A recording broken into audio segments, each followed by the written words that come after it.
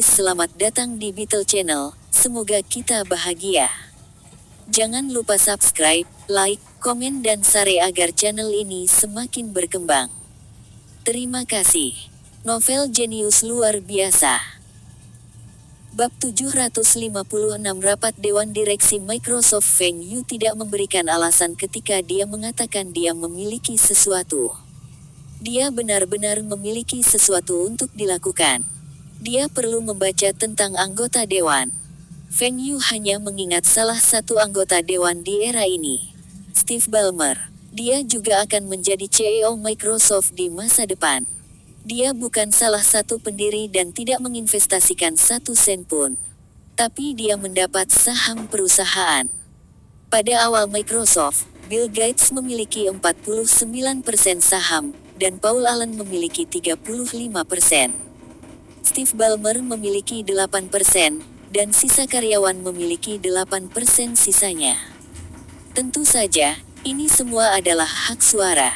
Selama hari-hari ketika Paul Allen meninggalkan Microsoft, dia berinvestasi di banyak perusahaan. Tetapi sebagian besar perusahaan ini gagal. Baru tahun lalu, sebuah perusahaan TV yang dia investasikan, menolak permintaannya untuk meningkatkan sahamnya. Dalam keadaan marah, dia menjual semua sahamnya. Tapi setelah dia menjual sahamnya, nilai perusahaan itu naik lebih dari 50%.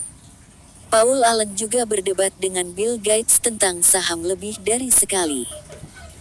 Bill Gates memberitahu Paul bahwa dia menjual sahamnya untuk mengumpulkan uang untuk investasinya, dan ini akan menurunkan saham mereka di perusahaan. Dia hanya harus menjual sahamnya ke Bill Gates. Tapi Paul Allen merasa dia telah berkorban sebelumnya di masa lalu, dan dia tidak boleh melakukannya lagi.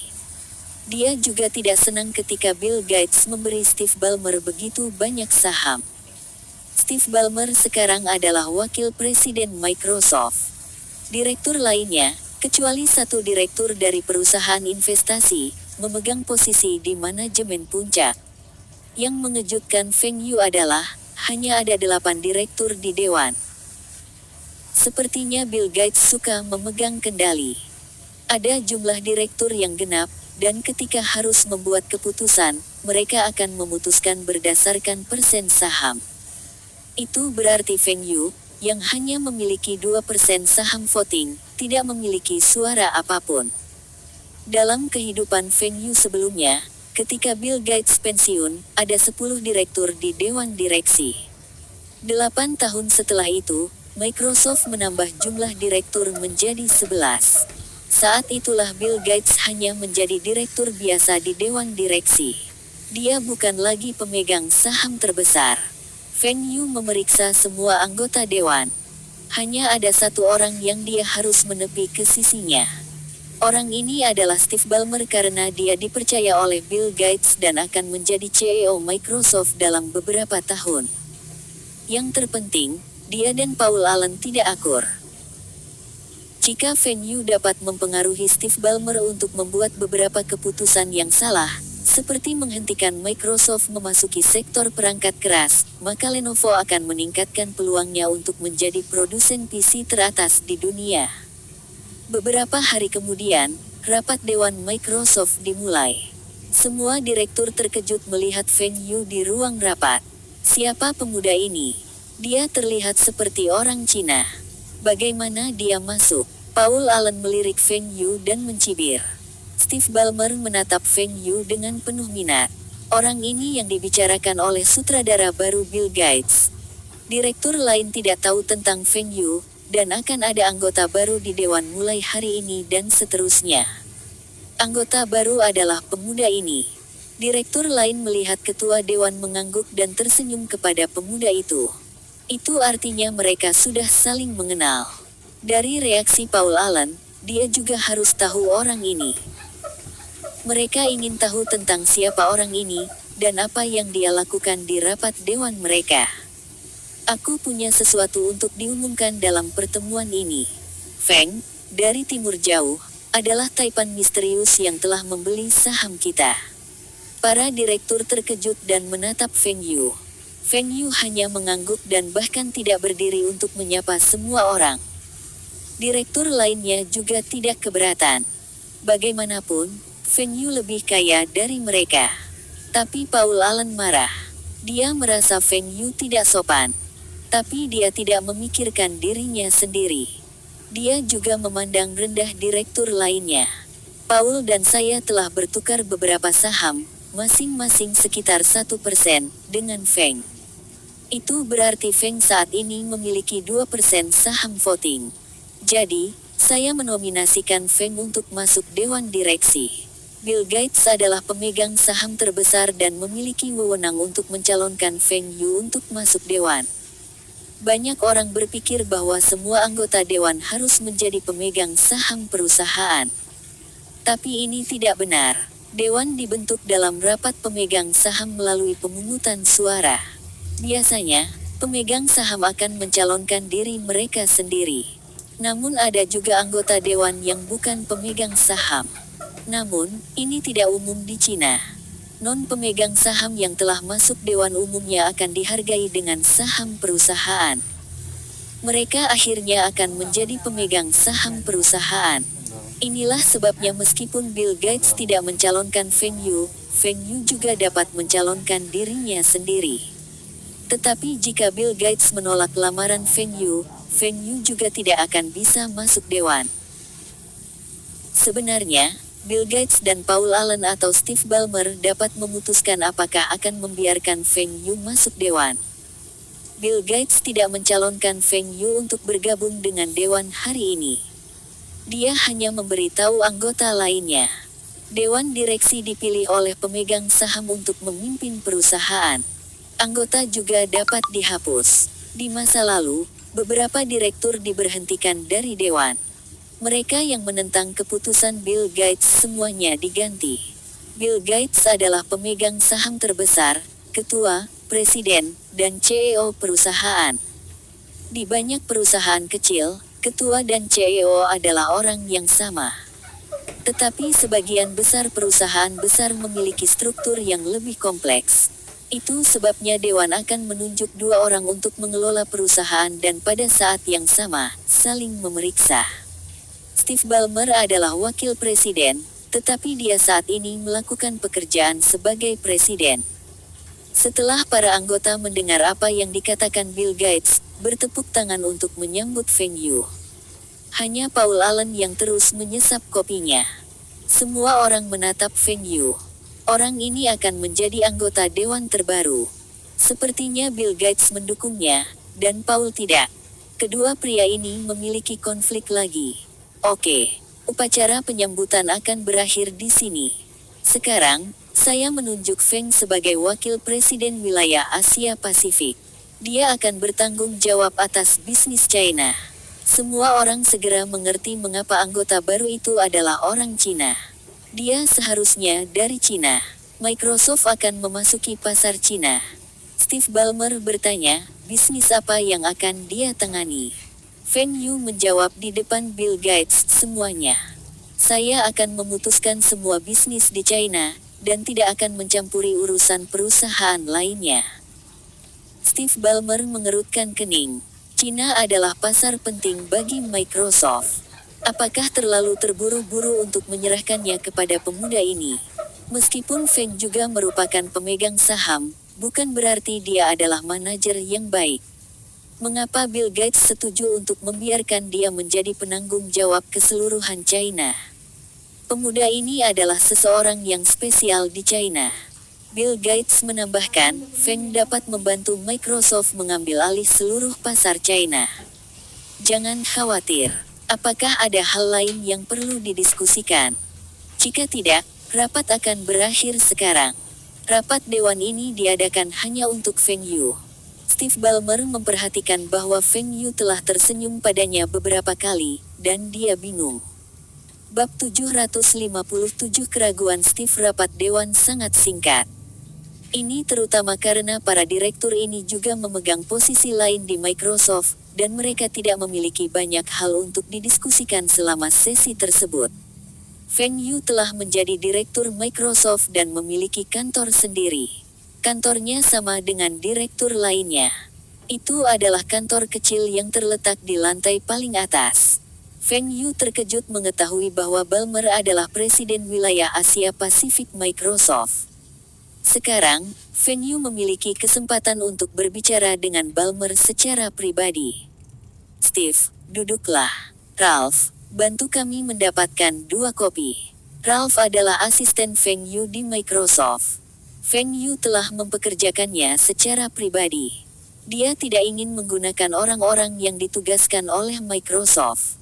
Tentu saja, dia harus membayar asistennya sendiri.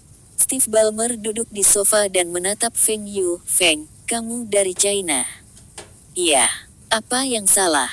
Apakah Anda memandang rendah orang Cina? Feng Yu pura-pura marah.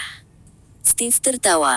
Feng, kamu pikir aku akan meremehkan seseorang yang lebih kaya dariku? Saya hanya penasaran. Perkembangan ekonomi China masih dalam tahap awal, kenapa Anda begitu kaya?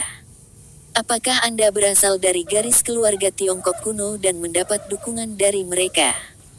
Garis keluarga. Bagi orang-orang barat ini, seorang pria muda dengan begitu banyak aset pasti memiliki beberapa keluarga yang mendukungnya. Namun dalam kehidupan Feng Yu sebelumnya, seorang pemuda bernama Mark Zuckerberg mengubah semua stereotip ini. Tanpa dukungan apapun dan hanya dengan visi dan mimpinya, Mark Zuckerberg bekerja keras dan menjadi salah satu miliarder top dunia.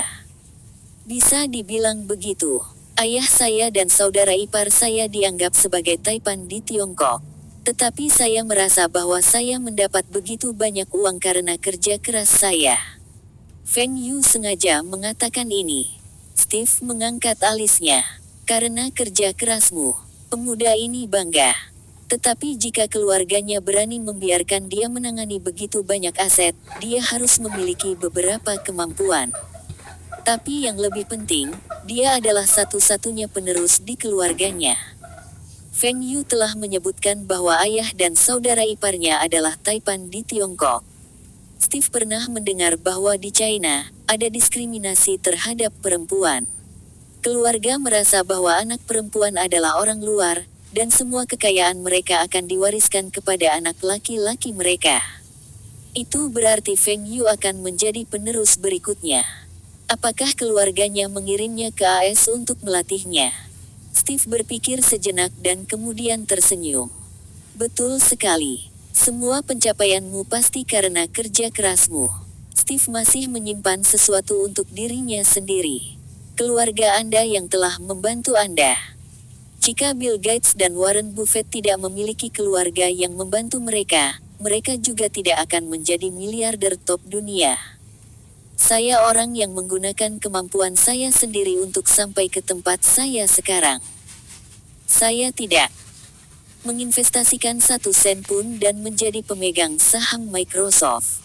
Saya menjadi miliarder berdasarkan usaha saya sendiri. Ini adalah apa yang Steve pikirkan dalam hatinya. Steve, Anda adalah penanggung jawab keseluruhan kawasan Asia Pasifik. Anda telah mendengar apa yang dibahas selama rapat dewan. Ketua telah mengatakan bahwa saya akan menangani pasar China dan memiliki keputusan akhir.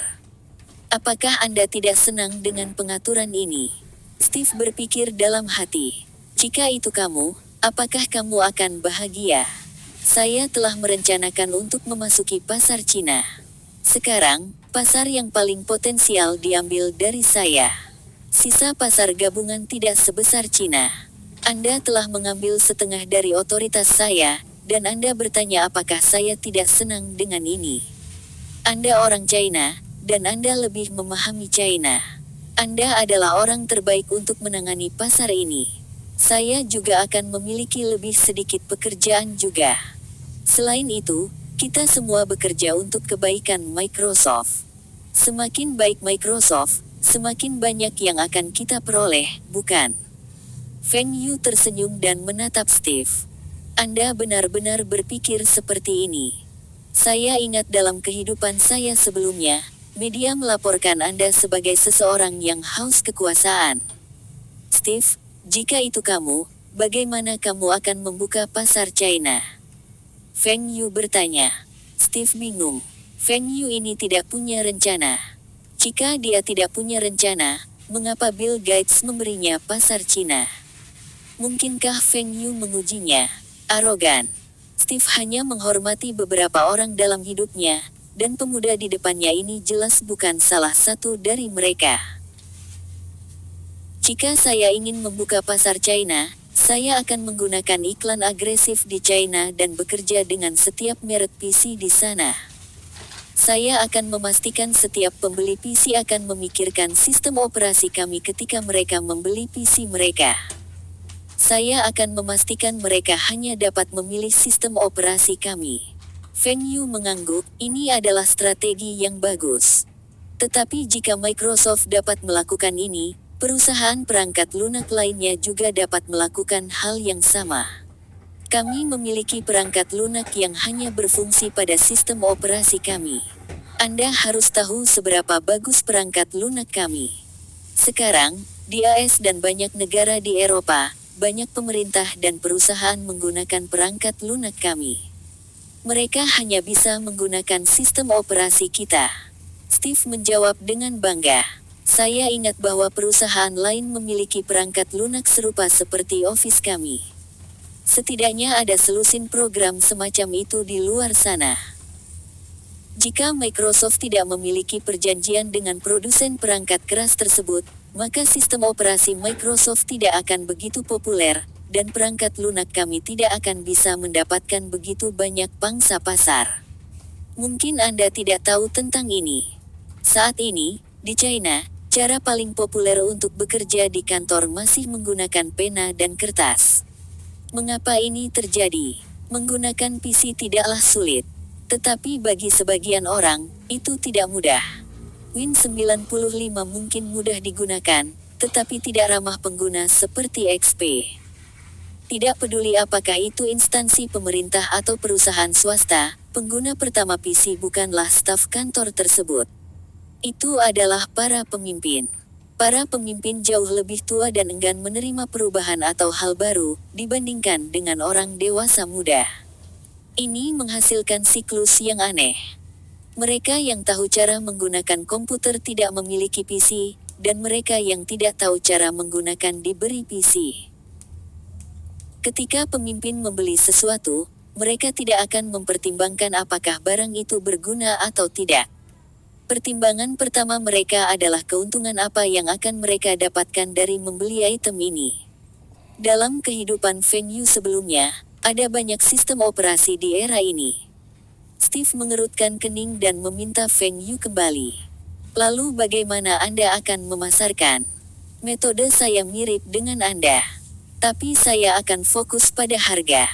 Sistem operasi dan perangkat lunak Office kami lebih murah daripada sistem operasi lain.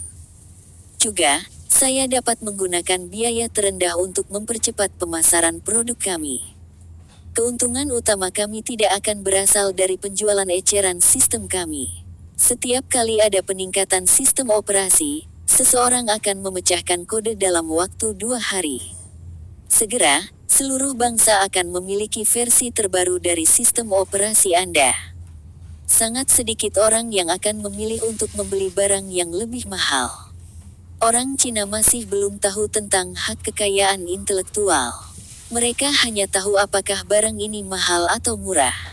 Mengapa mereka harus menghabiskan beberapa ratus dolar untuk barang yang dapat dibeli seharga 10 hingga 20 dolar? Tentu saja, tanda terimanya dapat ditulis sebagai beberapa ratus dolar untuk barang murah itu. Lalu bagaimana kita menghasilkan uang? Tunggu sampai mereka terbiasa dengan sistem operasi dan perangkat lunak kita, maka kita akan menghasilkan uang. Tahap awal membuka pasar baru adalah yang paling sulit dan membutuhkan sumber daya yang tinggi. Saya jamin dalam 3 tahun, lebih dari 90% PC di China akan menggunakan sistem operasi Microsoft. Ya, saya tidak bisa menjanjikan jika mereka telah mengeluarkan uang untuk membeli produk Microsoft. Saya hanya ingin mendapatkan lebih banyak waktu bagi Lenovo untuk mendapatkan pengalaman mengembangkan sistem operasi. Ini akan menjadi fondasi mereka untuk menyalip Microsoft di masa depan. Bab 758 Steve lain. Steve adalah nama yang umum di Amerika. Ini seperti Xiao Qiang di Hong Kong, Xiao Ming di Cina, Tom di buku teks bahasa Inggris. Hal ini sangat umum. Tetapi jika nama belakang Steve adalah Forbes, maka itu tidak lagi umum. Steve Forbes adalah pemimpin redaksi dan CEO Forbes. Ketua Forbes adalah orang tua. Pembuat keputusan sebenarnya di Forbes adalah Steve. Hari ini, Steve di sini untuk bertemu dengan seorang pria Cina dari Cina. Seseorang yang selalu ingin dia wawancarai tetapi tidak ada kesempatan. Feng Yu tidak menyangka akan bertemu orang lain bernama Steve. Meskipun orang ini terkenal di kalangan bisnis, Feng Yu tidak ingin bertemu dengannya. Itu karena Steve juga seorang reporter, selain pengusaha. Tipe orang ini rentan. Feng Yu tidak bisa menjelaskan tentang hal-hal yang dia lakukan di masa lalu, dan itulah yang ingin ditanyakan Steve. Tetapi pertemuan ini diatur oleh Bill Gates, dan Feng Yu sulit untuk menolaknya. Sebenarnya, Feng Yu juga penasaran dengan Steve.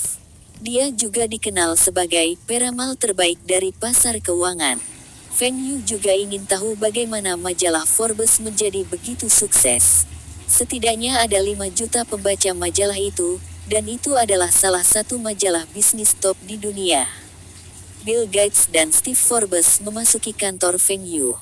Kalian semua seharusnya tidak perlu aku perkenalkan, kan? Feng Yu menoleh ke Bill Gates, sudahkah Anda memberitahu Steve tentang kondisi saya? Steve mengangguk. Tentu saja.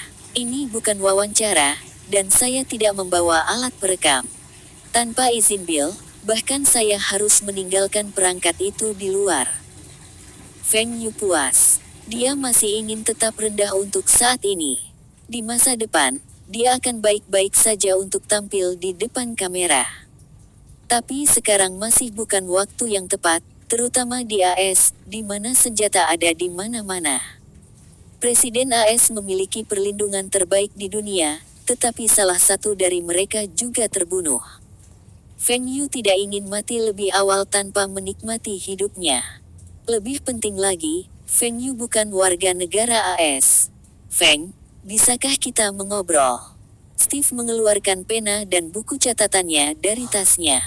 Ini adalah kebiasaannya membuat catatan. Feng Yu mengerutkan kening. Steve, saya pikir saya telah membuat diri saya jelas. Saya tidak ingin mengekspos diri saya sendiri. Tolong jangan membuat catatan. Feng Yu terdiam. Saya bilang ini bukan wawancara dan kenapa Anda membuat catatan? Steve menyimpan penanya dengan malu. Maaf, ini adalah kebiasaan. Saya telah menulis beberapa pertanyaan di buku catatan saya. Bolehkah aku melihatnya? Brengsek, mengapa ini masih terasa seperti wawancara? Apakah Bill Gates mengatakan pertemuan ini hanya obrolan di antara teman-teman? Juga, mengapa Bill Gates duduk? Saya pikir Anda sangat sibuk. Bill Gates melihat Feng Yu menatapnya dan mengangkat bahu. Aku tidak punya apa-apa untuk dilakukan sekarang. Mari kita mengobrol. Bill Gates juga sangat ingin tahu tentang Feng Yu. Tapi Feng Yu bukan orang Amerika, dan dia tidak punya cara untuk melihat masa lalu Feng Yu. Dia telah meminta anak buahnya di Tiongkok untuk mencari tahu lebih banyak tentang Feng Yu. Informasi yang dikumpulkan sangat mengejutkan. Hanya ada satu pria di China yang merupakan taipan super seperti Bill Gates, dan usianya juga cocok dengan Feng Yu. Pria ini adalah raja manufaktur, retail, elektronik, peralatan rumah tangga, dan ada rumor bahwa dia juga terlibat dalam telekomunikasi dan F&B, deal. Seseorang juga mengatakan bahwa orang itu bahkan pernah duduk dan mengobrol dengan pria ini. Tentu saja, ini semua adalah rumor dan tidak dapat diverifikasi dengan laporan media apapun. Tetapi agar semua rumor ini menyebar, pasti ada beberapa elemen kebenaran di dalamnya. Bahkan jika Feng Yu hanya memegang satu gelar yang dikabarkan, itu juga menakutkan. Lihat semua MNC itu. Mereka semua mengendalikan beberapa industri, seperti manufaktur, elektronik, telekomunikasi, retail, del. Tidak peduli industri apa yang Feng Yu kendalikan di Tiongkok, itu hanya menunjukkan betapa berpengaruhnya dia. Berdasarkan potensi pertumbuhan China, kekayaan bersih Feng Yu akan mencapai lebih dari 1 miliar dolar Amerika Serikat di masa depan. Bill Gates ingin mendengar dari Feng Yu, di industri mana dia terlibat. Di masa depan, Bill Gates akan menjual saham Microsoft-nya dan menyiapkan dana untuk berinvestasi di industri lain.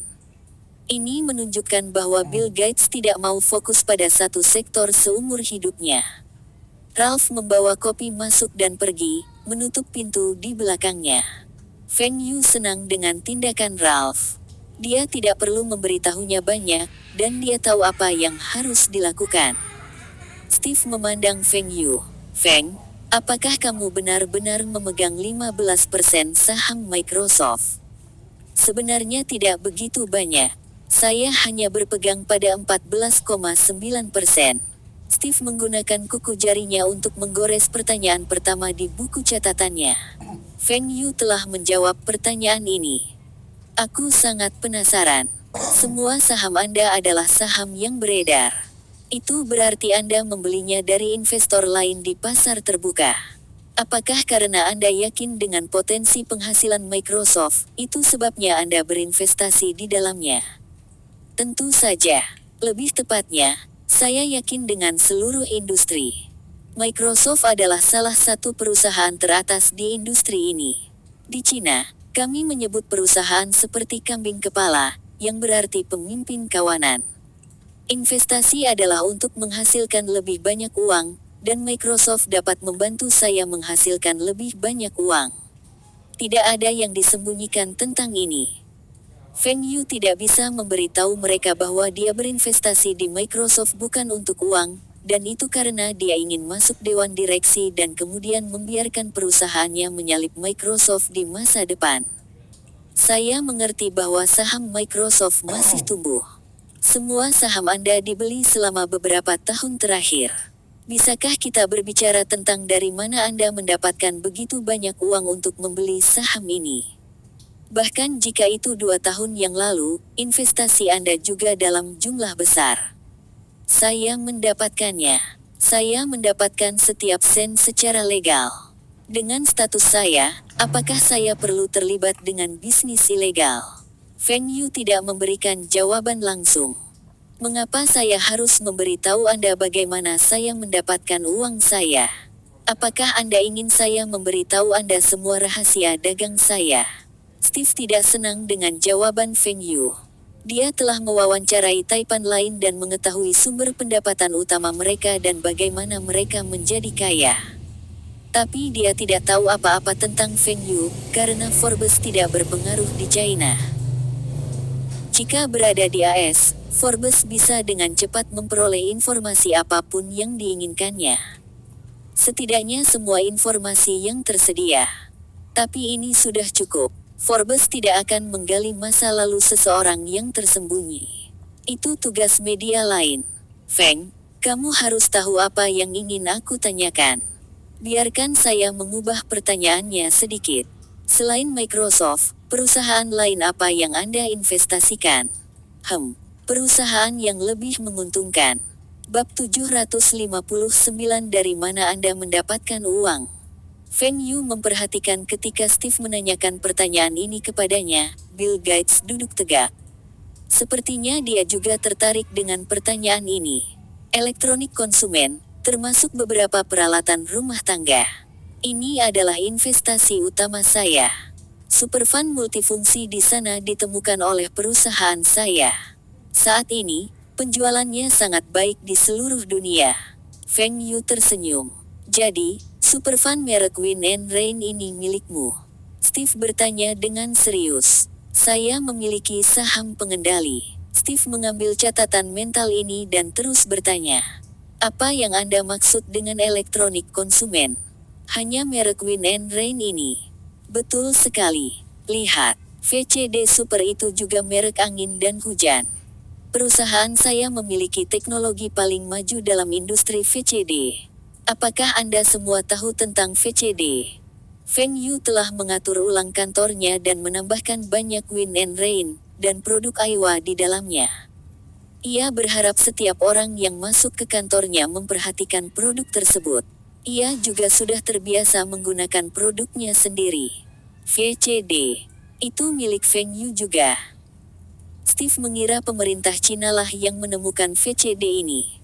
Bukankah mereka mengatakan semua bisnis yang menguntungkan adalah semua perusahaan milik negara di Cina? Apakah ada semacam kesalahpahaman? VCD, juga merek Wind and Rain. Itu berarti nilai merek Wind and Rain sangat tinggi. Bisakah Anda membagikan berapa nilai merek ini? Steve telah mendengar bahwa orang Cina tidak tahu banyak tentang nilai merek. Apakah pertanyaan ini terlalu sulit untuk dijawab oleh Feng? Tapi majalah Forbes telah menerbitkan beberapa momen memalukan para Taipan sebelumnya. Tidak apa-apa selama itu adalah kebenaran. Seharusnya sekitar 10 miliar. Feng Yu menjawab dengan santai. Feng, aku sedang berbicara tentang USD. Orang Cina suka menggunakan mata uang mereka. Tidakkah mereka tahu bahwa USD adalah mata uang paling umum di dunia? Saya berbicara tentang USD. Feng Yu menatap Steve dengan aneh. Steve frustrasi. Sepertinya Feng ini tidak tahu apa arti nilai merek.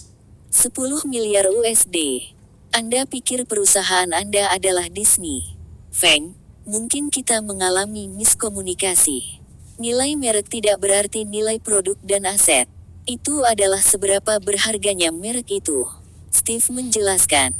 Dia merasa bahwa bahkan jika Feng Yu memasukkan semua produk dan aset perusahaan, angin dan hujan ini juga tidak akan mencapai 1 miliar dolar Amerika Serikat. Tentu saja, aku tahu itu. Pernahkah Anda mendengar tentang merek Wind and Rain? Steve mengerutkan kening dan mengangguk. Iya, saya telah membeli pelembab udara. Bagaimana denganmu, Bill? Feng Yu berbalik dan menatap Bill Gates. Saya telah menggunakan pelembab udara sebelumnya dan juga membeli kipas tanpa pisau. Tapi pada saat itu, hanya ada merek ini. Kalian semua juga pernah mendengar tentang merek saya, tetapi apakah Anda berdua akan memperhatikan merek normal? Hal ini menunjukkan bahwa brand Wind and Rain sudah memasuki kehidupan masyarakat. Bahkan Taipan seperti kalian berdua menggunakan produk saya. Humidifier kami, kipas tanpa pisau, pemutar VCD, Dell, adalah yang terbaik di dunia. Saya juga memiliki semua paten terkait. Meskipun angin dan hujan ini tidak berlangsung lama, brand awareness-nya tinggi. Produk Wind and Rain dapat dianggap yang terbaik di bidang tertentu, dan kami masih terus berkembang. Yang paling penting, ini adalah merek paling terkenal di Cina. Produk apapun jika diberi label dengan merek Wind and Rain akan menjadi yang terlaris di China. Menurut Anda mengapa merek yang menguasai pasar lebih dari 1 miliar konsumen, dan merupakan perusahaan teratas di industrinya, tidak dapat bernilai 10 miliar dolar Amerika Serikat? Jumlah ini akan meningkat seiring berjalannya waktu. Produk apa saja yang akan laku di China jika menggunakan merek Wind and Rain? Jika demikian halnya, apakah merek ini akan lebih berpengaruh daripada merek besar seperti Sony atau IBM? Tapi apakah Feng Yu melebih-lebihkan? Bagaimana sebuah merek bisa begitu berpengaruh? Feng Yu tidak melebih-lebihkan nilai mereknya. Tidak ada peralatan rumah tangga atau merek elektronik lain yang dikelola sebaik Wind and Rain. Apa submerek Wind and Rain? Aiwa. Steve berpikir sejenak dan tidak membalas apa yang dikatakan Feng Yu. Dia memutuskan untuk mengajukan pertanyaan berikutnya. Tapi apa yang dikatakan Feng Yu bisa digunakan sebagai sundulan. Seorang bos yang mengaku memiliki 10 miliar merek. Ini akan menarik banyak pembaca. Apakah ada yang lain? Selain elektronik dan peralatan rumah tangga, apakah Anda berinvestasi di industri lain? Iya. Perusahaan yang berhubungan dengan komputer. Saya memiliki beberapa saham di pabrikan PC terbesar di China dan perusahaan perangkat lunak top dunia. Feng Yu menjawab sambil tersenyum. Steve tidak puas dengan jawaban ini. Feng Yu menghindari menjawab pertanyaannya. Hingga kini, Ia masih belum mengetahui dari mana Feng Yu mendapatkan uang untuk membeli begitu banyak saham Microsoft. Feng, apa bisnis pertamamu? Kamu seharusnya bisa mengungkapkan itu, kan? Pelembab dan kipas tanpa pisau. Produk saya telah memonopoli pasar dan digugat di beberapa negara bagian di AS karena antitrust. Tapi memonopoli pasar tidak boleh dianggap ilegal, bukan? Produk Microsoft juga digugat di beberapa daerah karena memonopoli pasar, tetapi Microsoft tidak dihukum. Itu hanya membuktikan bahwa produk kami adalah yang terbaik di dunia. Kemudian, satu perusahaan China memperkenalkan merek pelembab udara lainnya ke AS, dan tuntutan hukum terhadap kami dibatalkan. Saat mengatakan semua ini, Feng Yu dengan sengaja menunjukkan ekspresi bangga. Dia masih berusia 20-an. Jika dia berperilaku terlalu tenang dan dewasa, itu akan menjadi aneh. Pria muda harus berperilaku arogan ketika mereka berhasil. Setelah Feng Yu mengatakan itu, Steve menunjukkan beberapa penghinaan, dan Bill Gates mengangguk. Dia setuju dengan Feng Yu. Betul sekali. Jadi bagaimana jika Microsoft telah menciptakan monopoli dan telah menandatangani perjanjian dengan pihak berwenang? Microsoft adalah perusahaan perangkat lunak dan merupakan pemimpin industri. Produknya adalah yang terbaik di dunia. Maafkan saya karena bertanya. Apakah keuntungan dari pelembab udara dan kipas tanpa pisau sangat tinggi? Steve bertanya. Ini adalah pertanyaan yang sulit untuk dijawab. Jika Feng Yu mengatakan keuntungannya tidak tinggi, maka Steve akan terus mempertanyakan dari mana Feng Yu mendapatkan uangnya. Jika Feng Yu mengatakan penghasilannya sangat tinggi, maka dia akan terlihat sebagai seseorang yang mendapat untung dari memonopoli pasar. Ini tidak akan baik untuk citra merek dan akan mempengaruhi penjualannya. Biaya R&D untuk produk saya juga sangat tinggi. Anda tahu berapa banyak yang kami habiskan untuk mengembangkan kipas tanpa pisau. Juga, kami harus memastikan bahwa kami memiliki produk yang paling canggih. Kami telah banyak berinvestasi dalam pengembangan produk kami. Apakah Anda tahu berapa biaya seorang insinyur dan peneliti top? Anda hanya dapat melihat Microsoft. Menurut Anda berapa biaya pengembangan sistem operasi Microsoft? Tapi berapa banyak Microsoft menjual sistem operasinya? Anda pikir itu mahal? Teknologi dan kreativitas tak ternilai harganya. Feng Yu digunakan untuk Microsoft sebagai tamengnya. Keuntungan Microsoft tahun ini adalah beberapa miliar. Tapi berapa biayanya? Teknologi dan kreativitas di balik produknya tidak bisa diukur dengan uang. Bill Gates setuju dengan jawaban Feng Yu, dan Steve tidak dapat menemukan apapun untuk membalas. Namun, setelah sekian lama, Steve masih tidak tahu dari mana Feng Yu mendapatkan uangnya. Bab 760 Saya ingin membeli rumah. Tidak peduli apa yang diminta Steve, Feng Yu hanya akan memberikan jawaban yang tidak masuk akal. Selain merek Lenovo dan Win & Rain, Feng Yu tidak mengungkapkan hal lain. Sebagian besar jawabannya ambigu, yang membuat Steve tak berdaya. Meskipun Steve mengatakan ini bukan wawancara, dia memperlakukan pertemuan ini sebagai wawancara. Selama ini, majalah Forbes tidak meminta izin sebelum mengungkapkan kekayaan bersih seseorang. Kebanyakan orang merasa bangga bisa terdaftar di majalah Forbes. Beberapa bahkan merasa terhina ketika majalah Forbes mengumumkan asetnya lebih rendah dari yang seharusnya. Tapi Feng Yu adalah seseorang yang berbeda. Steve belum pernah bertemu miliarder yang tidak ingin terkenal. Apakah Feng Yu seperti keluarga Rothschild itu? Dia akan ingin mengungkapkan beberapa asetnya dan merahasiakan sisanya. Bill Gates juga tidak mendapatkan apa yang ingin dia ketahui. Tapi Feng Yu telah memuji Microsoft beberapa kali selama pertemuan dan membuatnya senang. Bahkan sebagai orang terkaya di dunia, dia masih khawatir tentang bagaimana orang lain berpikir tentang perusahaannya. Dia akan tetap bangga ketika mendengar orang memuji Microsoft. Bill Gates ingin bertanya kepada Feng Yu apakah desas-desus, seperti dia adalah seorang raja di bidang manufaktur, F dan B, retail, itu nyata. Tapi setelah berpikir sejenak, dia memutuskan untuk tidak bertanya. Dia bukan Steve. Jika dia bertanya kepada Feng Yu tentang ini, dia akan terlihat sebagai seseorang yang mencoba menggali latar belakang Feng Yu, dan itu tidak sopan.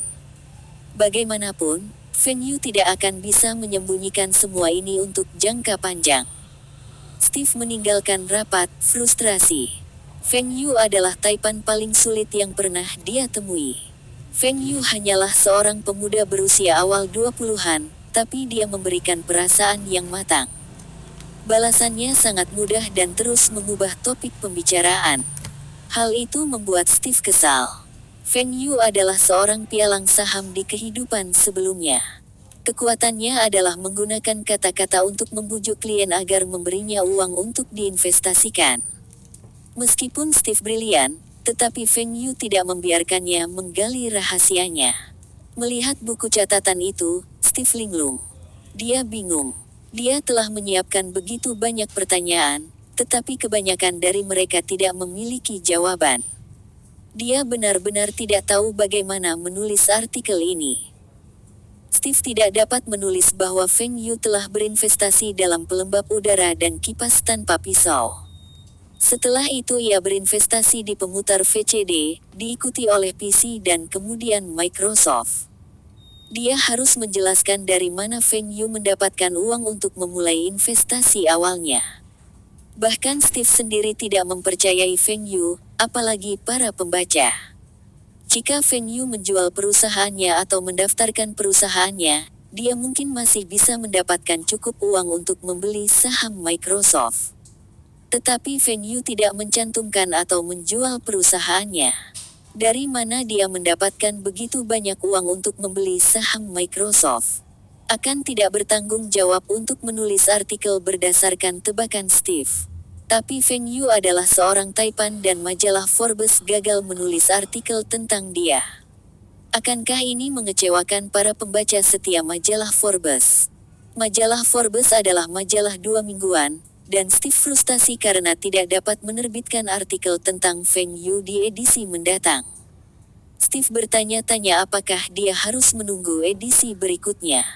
Feng Yu adalah orang Cina, dan Forbes tidak memiliki kantor di Cina.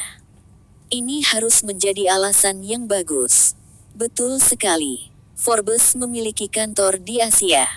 Staf di sana dapat mengetahui lebih banyak tentang Feng Yu, dan mereka mungkin dapat menggali lebih banyak informasi. Tagihan. Feng Yu menghentikan Bill Gates saat dia akan pergi. Apakah ada peraturan di perusahaan bahwa saya harus berada di sini setiap hari? Bill Gates memandang Feng Yu dengan bingung. Tidak, Anda adalah direktur perusahaan, dan Anda mengatur waktu Anda sendiri. Selama Anda menyelesaikan pekerjaan Anda, tidak apa-apa. Oke, saya akan menugaskan beberapa pekerjaan, dan saya memutuskan untuk beristirahat sejenak. Bill Gates tidak tahu harus berkata apa. Anda baru mulai bekerja selama beberapa hari, dan Anda perlu istirahat. Tetapi Bill Gates ingat bahwa Feng Yu tidak mengambil gaji dari perusahaan. Meminta istirahat dari pekerjaan juga normal. Kamu punya sesuatu untuk dilakukan. Apakah Anda membutuhkan bantuan? Bill Gates bertanya. Feng Yu tahu Bill Gates tidak bersikap sopan saat mengatakan ini. Inilah perbedaan antara budaya Cina dan Barat. Di Cina, bahkan ketika Anda tidak ingin membantu, Anda tetap harus bertanya. Jika pihak lain benar-benar meminta bantuan Anda, maka Anda harus memikirkan cara untuk menolaknya. Tetapi di AS, orang-orang benar-benar bersungguh-sungguh ketika mereka menawarkan bantuan. Mereka tidak akan menawarkan bantuan dan kemudian menemukan cara untuk menolak Anda. Mereka bahkan tidak akan bertanya jika mereka tidak mau membantu. Saya telah tinggal di hotel sejak tiba di sini. Saya berpikir untuk membeli rumah di sini. Meskipun Microsoft menawarkan penginapan bagi karyawannya, Feng Yu tidak ingin tinggal di apartemen itu bersama programmer dan insinyur lainnya. Bill Gates mendengar ini dan menjadi bersemangat. Kamu harus membangun rumahmu sendiri. Anda akan dapat membangun rumah Anda sendiri untuk memenuhi apa yang Anda inginkan. Saya mengenal beberapa arsitek. Aku bisa menghubungkanmu dengan mereka. Feng Yu ingat rumah besar Bill Gates terkenal di dunia di kehidupan sebelumnya. Konstruksi dimulai pada tahun 1990 dan memakan waktu 7 tahun untuk membangun. Bahkan setelah konstruksi selesai, properti itu masih mengalami beberapa modifikasi dan renovasi. Dilaporkan bahwa biaya konstruksi lebih dari 63 juta dolar Amerika Serikat. Tapi tanah itu dibeli dengan harga kurang dari 2 juta dolar Amerika Serikat. Tentu saja, semua perabotan di mansion juga mahal. Seseorang berkata bahwa jika rumah besar ini berada di New York atau Los Angeles, itu akan bernilai setidaknya 10 kali lebih banyak. Perlengkapan dan dekorasi di mansion itu sangat mahal. Feng Yu mendengar bahwa ada beberapa cat senilai puluhan juta di mansion. Feng Yu juga menyukai rumah mewah seperti itu. Tapi dia tidak ingin membangun satu di AS.